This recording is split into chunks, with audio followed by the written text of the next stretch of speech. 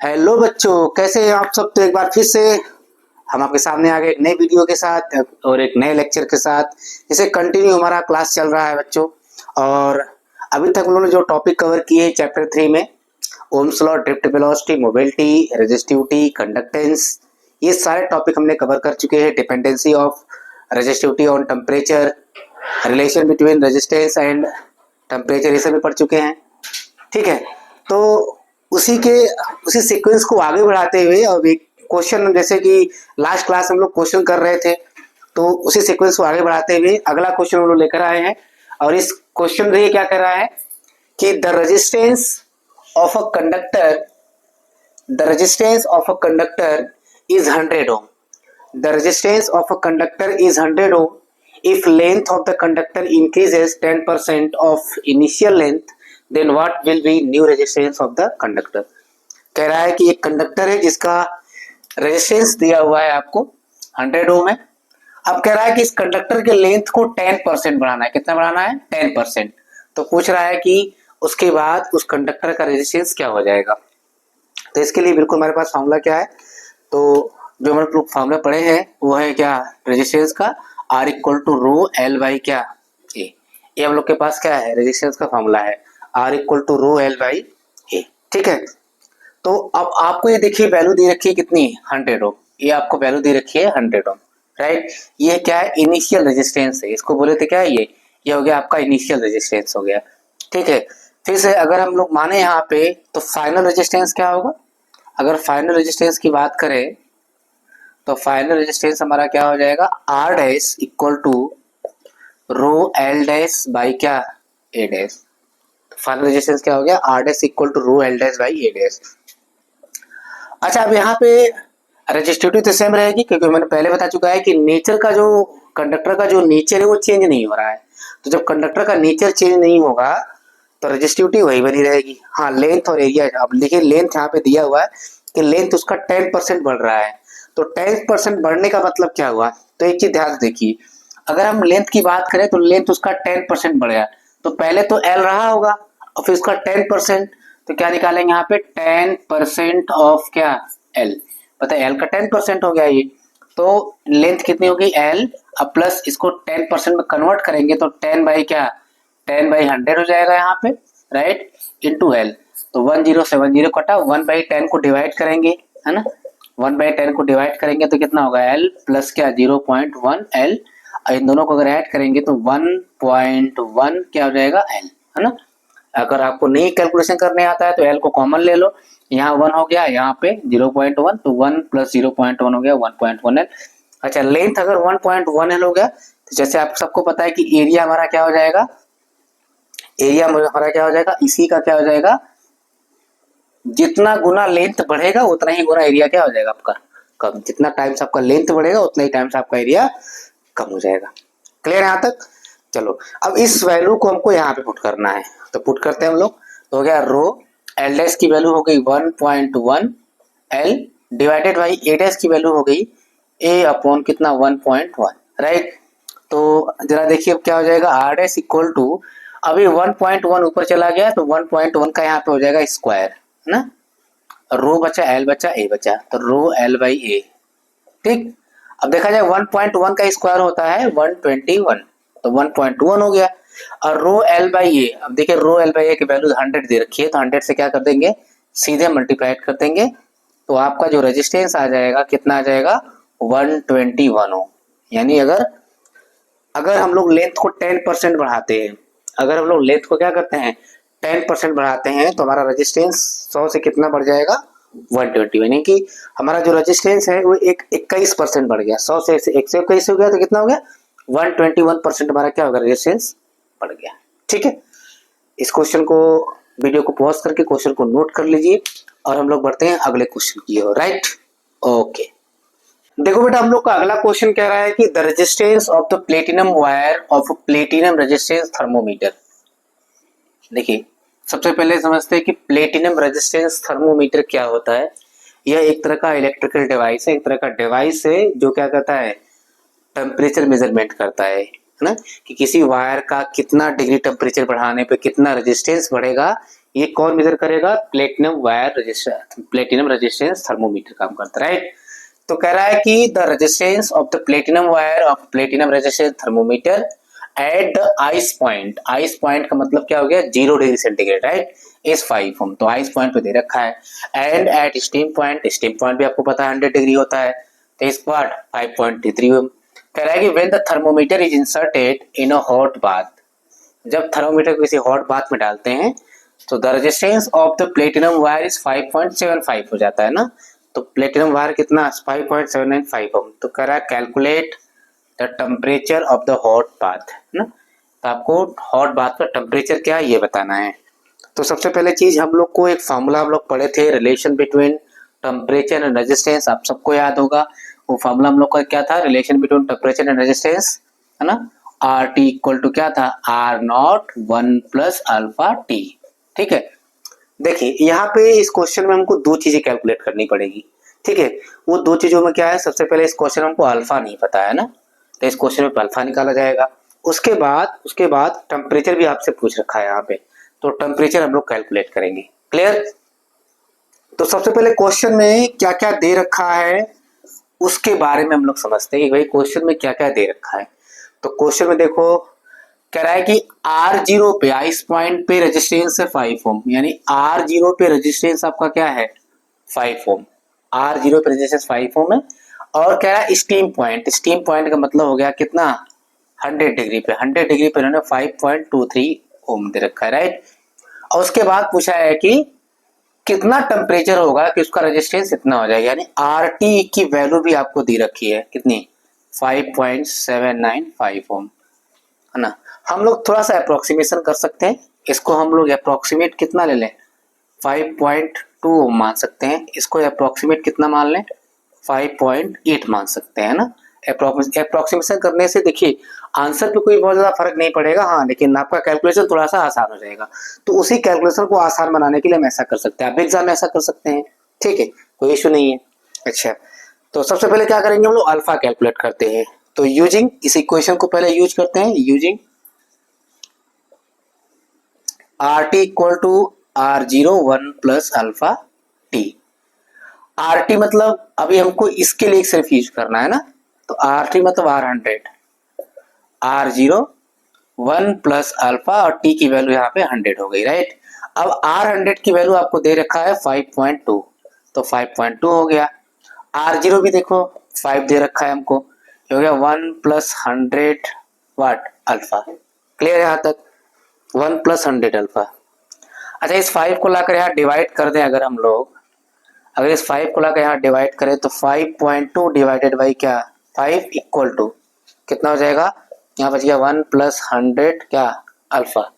तो 5.2 में हमको डिवाइड करना है किससे? 5 से। तो देखो 1 बार में जाएगा, उसके बाद 0.0 लगा देंगे, फिर 20 हो जाएगा तो 4 बार में, तो 1.04, राइट। यहाँ हो गया 1 प्लस 100 अल्फा, तो 1 प्लस 100 अल्फा। ठीक, तो 1 को इधर ट्रांसफर करेंगे तो भाई 100 अल्फा बराबर 1 माइनस 1.04, 100 अल्फा बराबर कितना हो गया? माइनस करने पर 0.04, 100 से डिवाइड करेंगे यहाँ जाकर तो 0.04 डिवाइडेड बाई 100, यानी आपका हो गया 0.4। ठीक है, तो जाएगा 0.00 कितना? 0 304 ना, 2 जीरो पे है, 2 जीरो और ऊपर गया तो 0.0004 पर डिग्री सेंटीग्रेड आया अल्फा। तो अल्फा हमने यहाँ से कैलकुलेट कर लिया। क्लियर? ओके। अब हमको कैलकुलेट करना है इनका सहारा लेकर, इन दोनों का सहारा लेकर हमको टेम्परेचर यहाँ से निकालना है। चलो नाउ इसी इक्वेशन को यूज कर लेते दोबारा, R T equal to R naught again 1 plus alpha T. But अब आर टी इसके लिए यूज करेंगे, तो आर टी की वैल्यू देखो 5.8 दे रखा है यहाँ पे, तो हो गया 5.8 इक्वल टू, राइट। R0 देखो 5 दे रखा है, कोई दिक्कत नहीं, 1 प्लस अल्फा की वैल्यू 0.00004, राइट, इंटू क्या? Into T. चलो ये 5 इधर आएगा, अगेन डिवाइड करना पड़ेगा हमको, तो 5.8 डिवाइडेड बाई 5, यहाँ हो गया 1 प्लस, इसको हम लोग लिख सकते हैं कितना? इसको लिख सकते हैं 4 इंटू 10⁻⁴t, है ना। इसको 0.004 को पॉइंट डेसिमल जो है हमारा राइट में गया, तो डेसिमल जब भी राइट में जाएगा तो डेसिमल कितना डिजिट आ रहा है 1 2 3 4 ना, तो 4 डिजिट हमारा डेसिमल राइट में गया, उतना पावर क्या हो जाएगा नेगेटिव। अच्छा डिवाइड करेंगे तो 1 पॉइंट कितनी बार में जाएगा 1.1, उसके बाद 3 बचा तो 6, ठीक, तो 1.16, ठीक है। इधर हो गया 1 + 4 इंटू 10⁻⁴t। अच्छा इसको 1 को माइनस करना पड़ेगा, तो 4 इंटू 10⁻⁻6 हो गया, -4 हो गया यहाँ पे, राइट t। और 1 इधर आएगा तो 1 - 1.16 अब -1 माइनस करेंगे तो 4 10⁻⁴t इक्वल टू 0.16 हो जाएगा। तो t इक्वल टू हो गया 0.16 डिवाइडेड बाई 4 इंटू 10⁻⁻, क्या 4 10⁻⁴ ऊपर चला जाएगा, तो 0.16 इंटू 10⁻⁴ चला गया ऊपर आपका, और नीचे बच गया कितना 4, तो 10⁻⁴ में से 10 पावर इसको जब मल्टीप्लाई करेंगे तो कितना आएगा 1600 बाई 4। अब कितना आ जाएगा ये डिवाइड करने पे 200, ठीक है। तो पूछ रहा है कि किस टेम्परेचर पे 5.795 होगा। तो पहले कितना टेम्परेचर था 100 डिग्री 27 डिग्री था, है ना, हाईएस्ट पॉइंट पे दिया था। अब इन्होंने टी बराबर 200 पर, तो देखो टेम्परेचर डिफरेंस हमारा कितना हो रहा है, इस बात को थोड़ा ध्यान सुनना। जब मैंने आपको डिपेंडेंसी बताई थी कि रेजिस्टिविटी जो है वो टेम्परेचर से कैसे रिलेटेड है, कैसे डिपेंड करता है, तो वहां मैंने आपको एक चीज बताई थी क्या, कि एलओएस के केस में देखो, कंडक्टर के केस में रेजिस्टिविटी टेम्परेचर के डायरेक्टली प्रोपोर्शनल है, चलो ठीक है। एलओएस के केस में भी क्या है, रेजिस्टिविटी टेम्परेचर के डायरेक्टली प्रोपोर्शनल है दोनों में। लेकिन मैंने वहां पे एक बात और बताई थी आपको, वो बात क्या थी कि जितना टेम्परेचर बढ़ने पे जितना रेजिस्टेंस कंडक्टर का बढ़ता है उतना रेजिस्टेंस एलओएस का नहीं बढ़ता है ना।